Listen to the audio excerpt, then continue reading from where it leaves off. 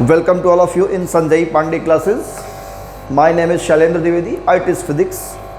तो बच्चों आज हम EMI मतलब इलेक्ट्रोमैग्नेटिक इंडक्शन का लेक्चर नंबर 4 पढ़ने जा रहे हैं और इसी लेक्चर के साथ कोशिश हमारी रहेगी कि ये चैप्टर को द एंड कर दिया जाए, समाप्त कर दिया जाए। तो इस लेक्चर में हम सीखेंगे एक लास्ट टॉपिक बचा हुआ है म्यूचुअल इंडक्शन। क्या बचा हुआ है? हाँ, इसके पहले हमने सेल्फ इंडक्शन पढ़ाया। सेल्फ इंडक्टेंस क्या होता है, एनर्जी स्टोर कैसे होगी किसी भी इंडक्टर में या इंडक्टिव कॉइल में, हाफ Li0² और कोई सोलेनॉइड है तो उसमें सेल्फ इंडक्टेंस कितना होगा।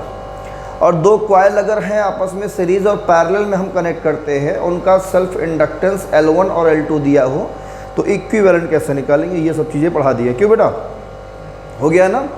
तो हेडिंग रहेगा आपका mutual induction. Mutual induction, mutual induction का मतलब जो दूसरे से प्रेरित हो। किससे प्रेरित हो? दूसरे से। मतलब एक कॉइल में करंट फ्लो कराएंगे, दूसरे में अपने आप करंट जनरेट हो जाएगा। इसी फेनोमेना को कहेंगे म्यूचुअल इंडक्शन। ठीक है ना। एक कॉइल में क्या करेंगे, करंट को फ्लो कराएंगे, करंट को इंक्रीज करेंगे तो दूसरे में अपने आप क्या होगा, करंट जनरेट हो जाएगा, क्योंकि वो उसके जस्ट बगल में है, उसके नेबर में है, उसके पड़ोस में, मतलब कह लीजिए पड़ोसी कॉइल है ना, नेबरिंग कॉइल। जैसे मान लो एक कॉइल हमने ये ले रखा है और इसमें हमने लगा दिया एक बैटरी लगा दी बढ़िया सी, इसके साथ में एक रियोस्टेट लगा दिया करंट को इंक्रीज डिक्रीज करने के लिए, और एक की लगा दिया है। करंट को इंक्रीज डिक्रीज करने के लिए क्या लगाया हमने, रियोस्टेट, ये की है और ये बैटरी है। जैसे की इंसर्ट करेंगे हम यहाँ पे, मतलब स्विच ऑन होगा तो करंट फ्लो होगा इस डायरेक्शन में, यस, प्लस से माइनस की तरफ। ये फर्स्ट कॉइल है, इसलिए इसे हम लोग कहते हैं प्राइमरी कॉइल। क्या कहते हैं? हाँ, फर्स्ट कॉइल मतलब प्राइमरी कॉइल। करंट इसमें हम मान लेंगे I1 और इसमें नंबर ऑफ टर्न्स कितने हैं, N1 है, उससे मतलब नहीं है हमको। आपको पता है करंट फ्लो होगा तो इसके सराउंडिंग क्या बनेगी, मैग्नेटिक फील्ड बनेगी, जितने भी टर्न है ना। और इससे फ्लक्स पास करेगा। फ्लक्स में अगर हम बात करें चेंजेस लाना है तो करंट को क्या करना पड़ेगा, या तो इंक्रीज करिए या तो डिक्रीज करेंगे, तो इसके ईच टर्न से फ्लक्स में चेंजेस आएगा और इसमें एक EMF जनरेट होगा, है ना। ये पढ़ा चुके हैं। और उस EMF का जो डायरेक्शन होगा हम लेंज के अकॉर्डिंग निकाल लेंगे, है ना। ये जिस कारण से जनरेट होता है उसी का अपोज करता है, तो करंट के इंक्रीज करने से डिक्रीज करने से जनरेट होता है। तो यही फिनोमेना सेल्फ इंडक्शन होता है। ठीक है ना। एक ही कॉइल में, क्लियर ना, एक ही कॉइल में करंट को इंक्रीज करें डिक्रीज करें तो EMF जनरेट होगा इसमें, और एक करंट एक्स्ट्रा फ्लो करेगा इस करंट के अलावा, तो सेल्फ इंडक्शन हो गया। अब म्यूचुअल की कहानी क्या बनेगी, ये तो करंट फ्लो कर रहा है, ठीक है, हम क्या करेंगे, इसके बगल में एक चाहे इस साइड लगा दीजिए और चाहे इस साइड, तो हम इस साइड बगल में एक और कॉइल लगा देते हैं ऐसे।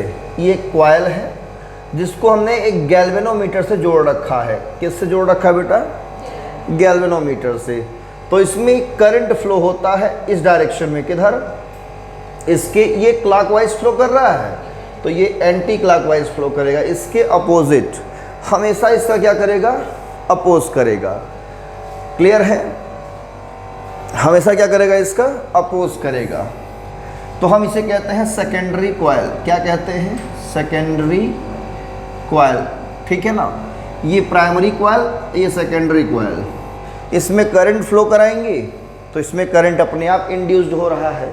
बस इसी फेनोमेना को हम लोग क्या कहते हैं, म्यूचुअल इंडक्शन। और इसमें हमने नंबर ऑफ टर्न्स कितना मान लिया, N2। क्लियर। तो यही फेनोमेना क्या है, हमारा म्यूचुअल इंडक्शन है। करंट इसमें ऐसे फ्लो कर रहा है तो करंट इसमें क्या फ्लो करेगा, इसके अपोजिट डायरेक्शन में।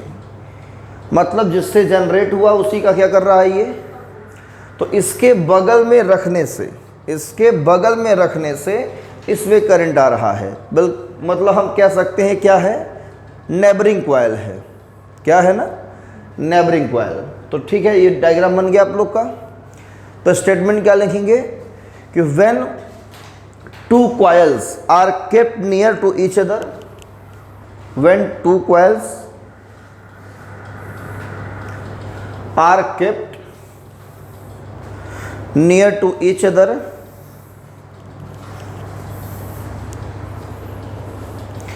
and a current flows through the any one coil, a current flows through the any one coil, किसी एक कॉइल में क्या हो, करंट फ्लो होता हो, then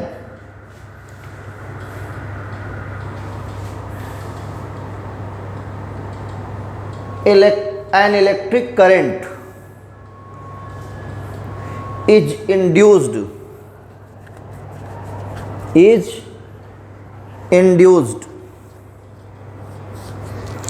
in another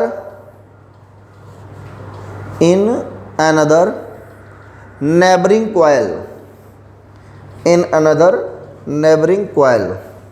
ठीक है ना, करंट इंड्यूस हो जाता है। ठीक है, this phenomena is called mutual induction।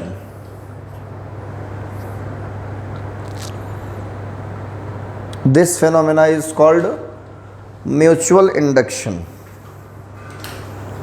Clear, यही फेनोमेना क्या है हमारा, म्यूचुअल इंडक्शन है। ठीक है, नाउ चेंज द पैराग्राफ। लिखिए first coil and second coil,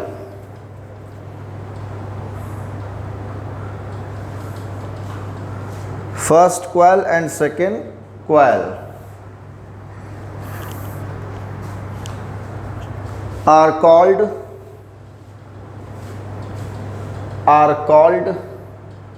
primary and secondary coil respectively, are called primary and secondary coil respectively।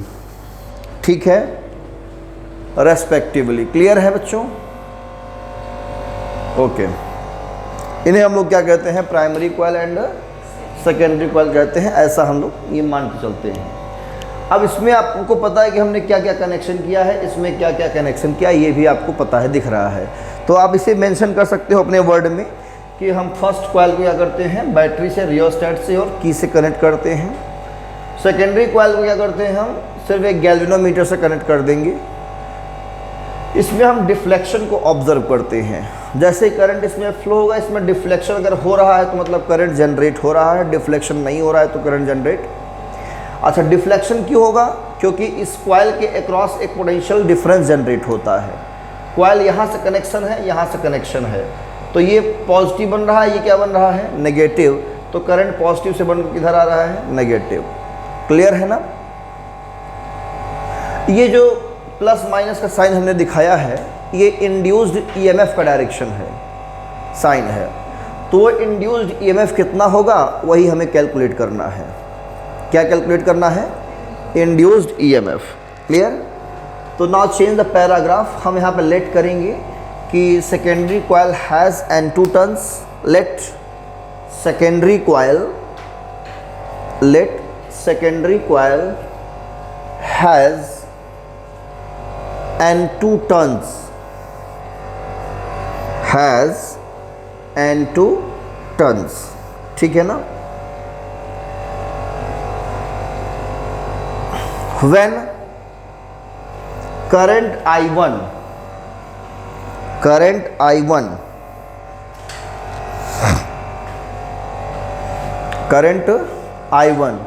flows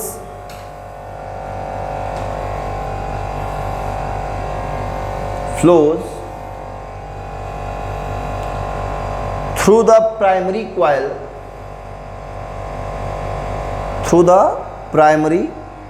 coil,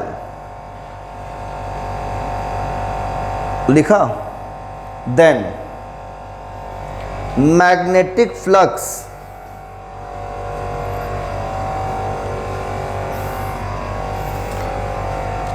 through each turn magnetic flux through each turn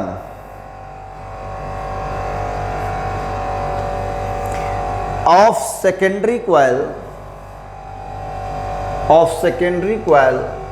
is phi2। कितना है? phi2। ठीक है बेटा। तो each turn से कितना flux है change हो रहा है? phi2। ईच टर्न में phi2 फ्लक्स है। ठीक है। तो जो phi2 है किस पर डिपेंड करेगा? करंट पे। ये जितना ज़्यादा होगा phi2 भी उतना ही ज़्यादा होगा। भाई यहाँ पे करंट फ्लो हो रहा है तो इसमें क्या बन रही? मैग्नेटिक फील्ड इससे निकल रही है कि नहीं? इससे क्या निकल रही? Magnetic field. वो मैग्नेटिक फील्ड इससे भी क्रॉस करेंगी, है कि नहीं? और वही मैग्नेटिक फील्ड को हम लोग क्या कहते हैं? फ्लक्स कहते हैं। तो ये किस पर डिपेंड करेगा? आई पर। करंट जितना ज़्यादा होगा उससे जो फ्लक्स पास कर रही है इस टर्न से सभी, वो फ्लक्स भी उतना ही ज़्यादा होगा। तो phi2, तो यहाँ पर change the paragraph by experimentally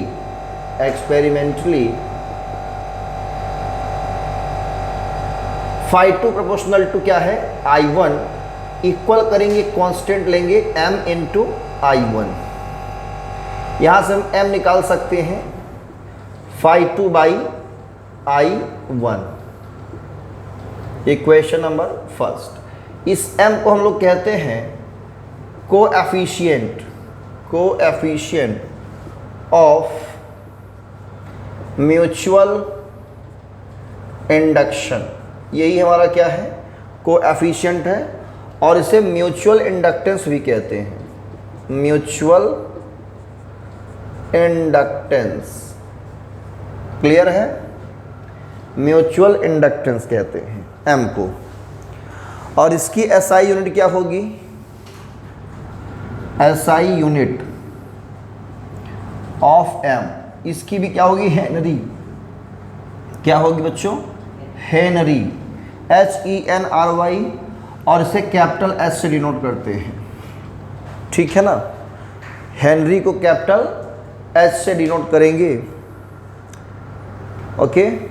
और इस m को डिफाइन कर सकते हो यहाँ से इक्वेशन फर्स्ट से। कैसे? I1 ले लो, कितना? 1 एम्पियर। तो m कितना होगा? phi2। अगर इसमें करंट 1 एम्पियर फ्लो कर रहा हो तो इसमें जो फ्लक्स में चेंजेस आएगा वही क्या है? उसका म्यूचुअल इंडक्टेंस है। क्लियर ना? तो डिफाइन कर सकते हैं। इतना नोट करने के बाद हम डिफाइन करेंगे इसे, कैपिटल M को। इरेज कर दे फिगर्स को। तो फिगर मैं इरेज करने जा रहा हूँ, ये वाला फर्स्ट फिगर, मतलब प्राइमरी कॉइल वाला। आई होप यहाँ तक आपको समझ में आ रहा है, कोई कंफ्यूजन इसमें नहीं। ठीक है। If I1 equal to 1 ampere then m equal to क्या हो जाएगा यहाँ पे? phi2।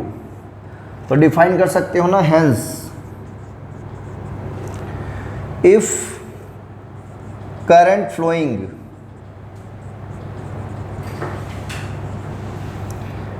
in primary coil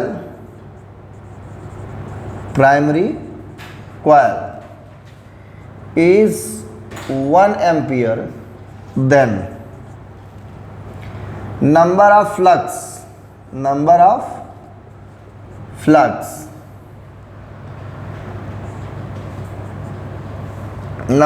या फ्लक्स थ्रू कर लीजिए ईस्टर्न, या flux through each turn of secondary coil is called mutual inductance। Clear है? ये डेफिनेशन है म्यूचुअल इंडक्टेंस का। आप डिफाइन कर सकते हो कुछ इस तरीके से, है ना? I1 दिखा देंगे 1 एम्पियर, तो जो phi2 होगा वही क्या होगा? Mutual inductance m। Very simple है ये।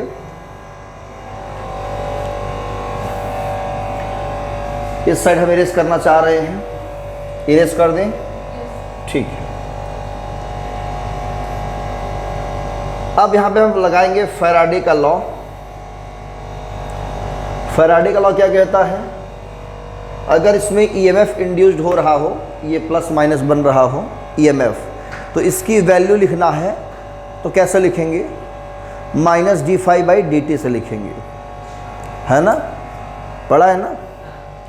If induced EMF in secondary coil is E, then according to Faraday's law,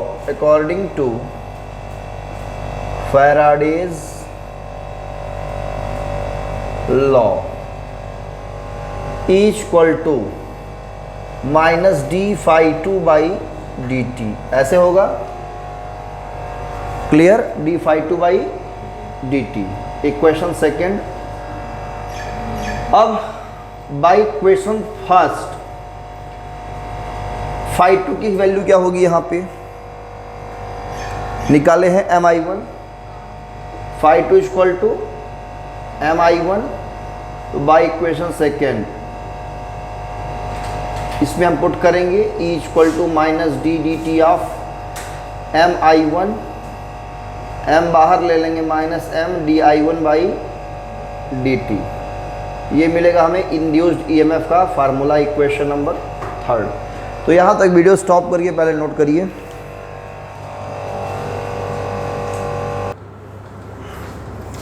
तो ये है म्यूचुअल इंडक्शन का कॉन्सेप्ट, और उससे हमने म्यूचुअल इंडक्टेंस सीखा M, और इंड्यूस्ड ईएमएफ कैसे कैलकुलेट करेंगे, E equal to minus M D I one by D T से, ठीक है ना।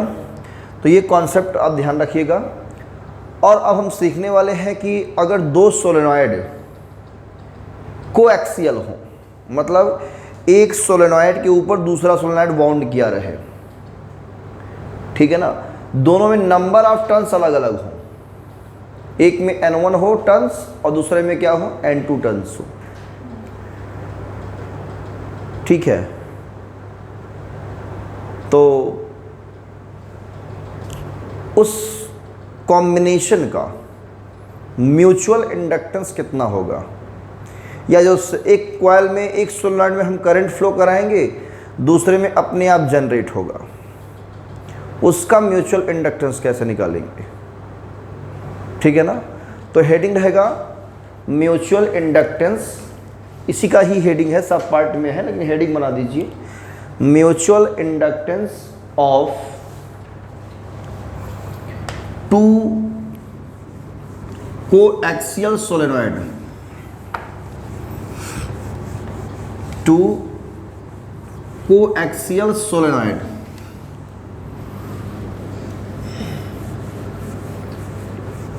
ठीक है,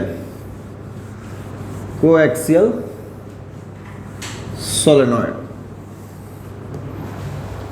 कोएक्सियल कैसे बनाएंगे, ध्यान दीजिए। जैसे मान लीजिए कि एक सोलेनॉइड है यहाँ पे, ठीक है, इसका क्रॉस सेक्शनल एरिया कितना है, A है, और मैंने क्या किया है, इस पर कई टर्न्स हम यहाँ पे बाउंड कर दिए हैं, इससे है ना, सटा सटा कई टर्न्स हमने जो है यहाँ पे लगा दिए हैं। एक सोलेनॉइड ये बन गया आपका, इसका एक्सिस ये है, बोलो है कि नहीं है। अब इसी सोलेनॉइड में इसमें टर्न्स कितने हैं, N1 टर्न्स हैं।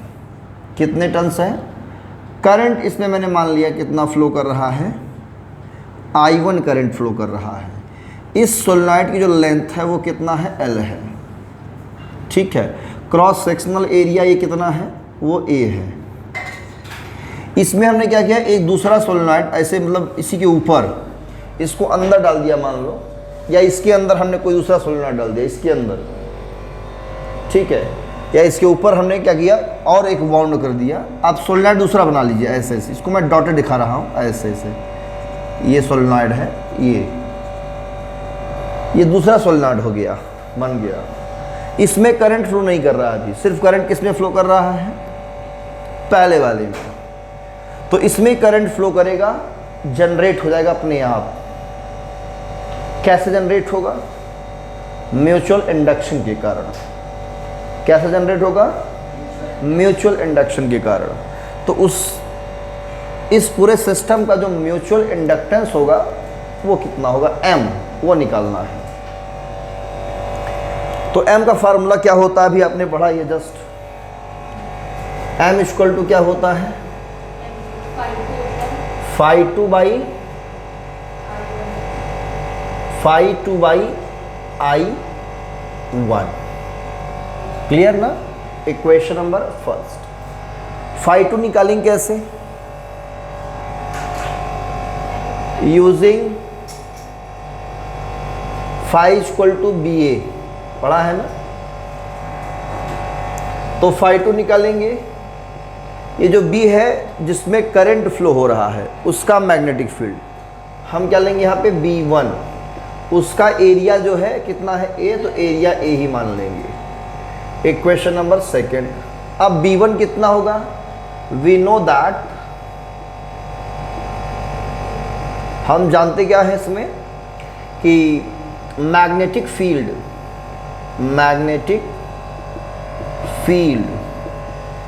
Due to current carrying solenoid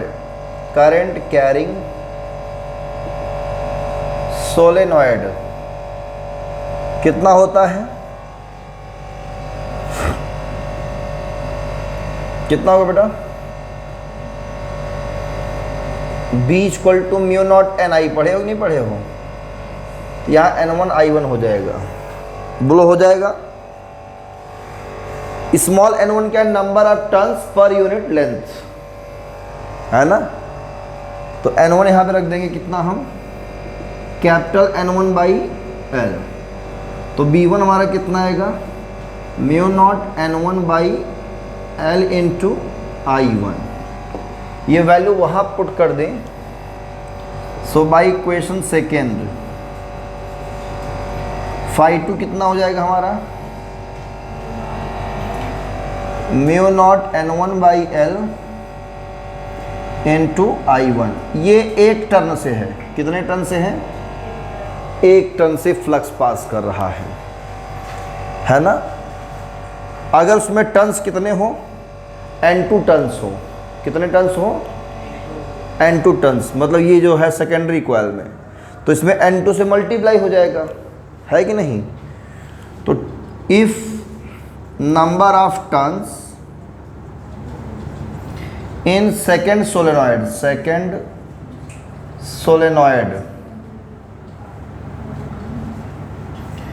is N2, then अब हमारा phi2 कितना हो जाएगा? तब यहाँ पे N2 से मल्टीप्लाई कर देंगे तो mu naught N1 N2 I1 by L1। बोलो सही है? ए भी है ना उसमें? ये तो हमने लिखा भी नहीं कहीं पे। अच्छा phi2 यहाँ पे ए होना चाहिए, साथ में एरिया भी रहेगा। एरिया अगर उसी की बाउंड किया तो एरिया लगभग उतना ही होगा। उसी के ऊपर बाउंड किया गया है तो एरिया क्या होगा? अप्रॉक्सीमेटली उतना ही होगा। अब इस phi2 की वैल्यू कहाँ पुट करेंगे? फर्स्ट में।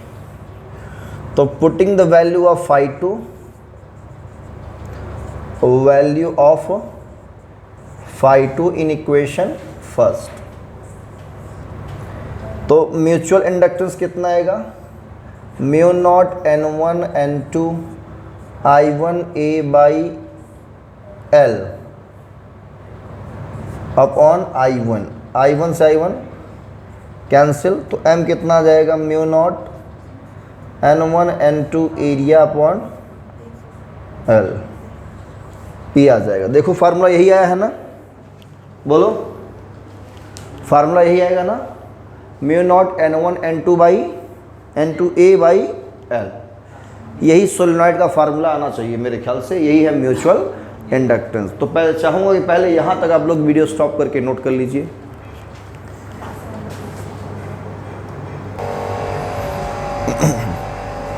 तो यहाँ तक आप लोगों ने नोट कर लिया है, तो इसको बना देंगे इक्वेशन नंबर, आप बना सकते हो क्या? थर्ड। यही है कोएफिशिएंट ऑफ म्यूचुअल इंडक्टेंस या mutual inductance of two coaxial solenoid, और टू कोएक्सियल सोलेनॉइड में हम एक कोएफिशिएंट ऑफ कपलिंग निकालेंगे। क्या निकालते हैं? हाँ, तो change the paragraph, write down.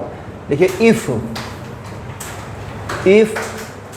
Both solenoids have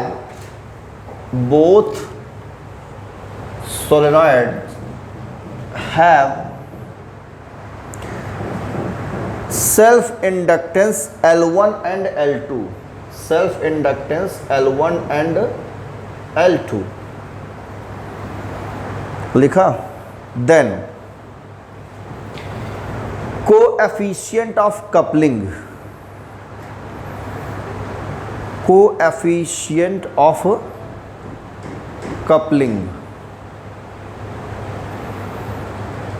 is given by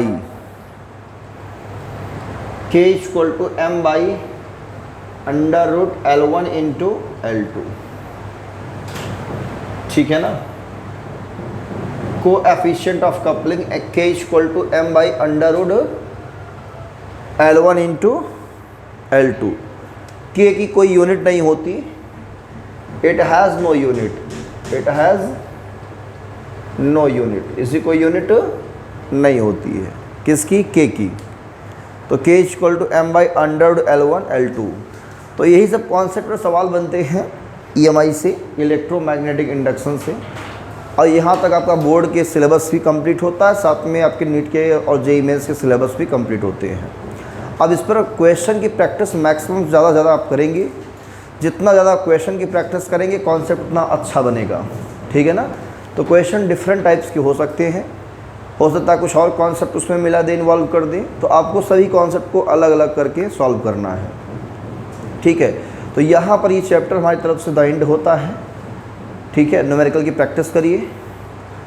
अब हम मिलेंगे नेक्स्ट चैप्टर में, नए क्लास में एक नए चैप्टर की शुरुआत करेंगे। तब तक पढ़िए। All the very best. Thank you.